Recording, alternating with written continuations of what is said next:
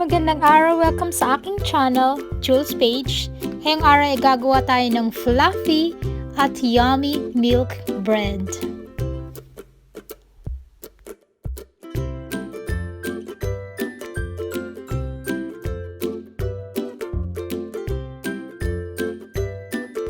So kailangan natin ng cup na may 3/4 cup warm milk.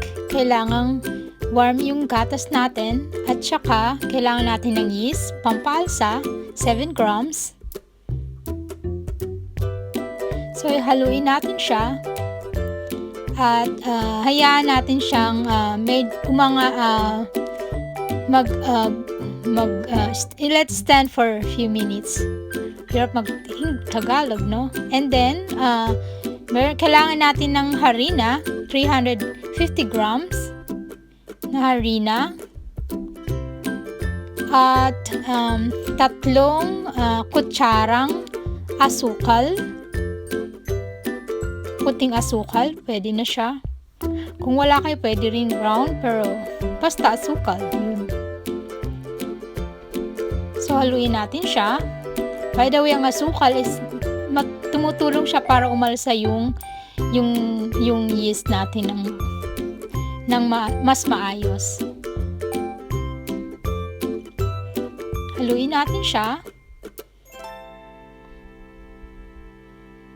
At kailangan natin ng 2/3 teaspoon salt.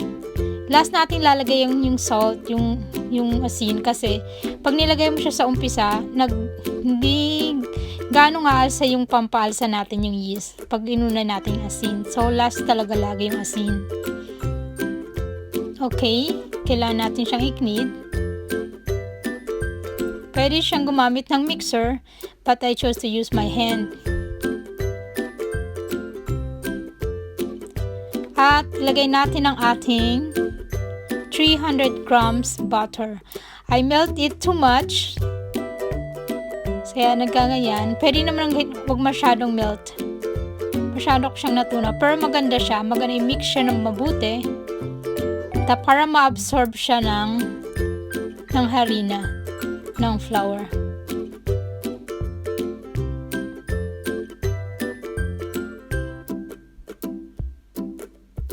At okay na siya. Natin siya ng plastic. Takpan for 2 hours. Let's stand for 2 hours. And after 2 hours, ready na siya to make bread bread. Woo. Okay. I-cut natin siya sa half. Divide into 2. And then, i-divide mo siya into 6. Ganun. Then, ibilog na natin siya. Kasi yung milk bread nga normally, bilog siya.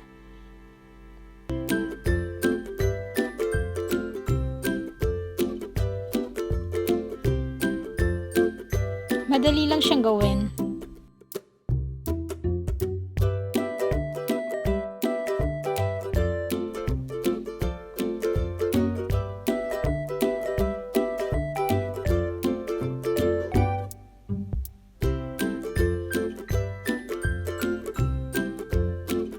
Okay, after niya, takpan natin siya. And then, let's stand again for 45 minutes para mag-grow pa siya. Okay, after 45 minutes, pwede na natin siyang i-bake for 18 to 20 minutes. At yan na siya. Tadan! Ang ating fluffy, yummy milk bread. So yummy talaga. Perfect milk broth. Thank you for watching. Don't forget to like the video and subscribe.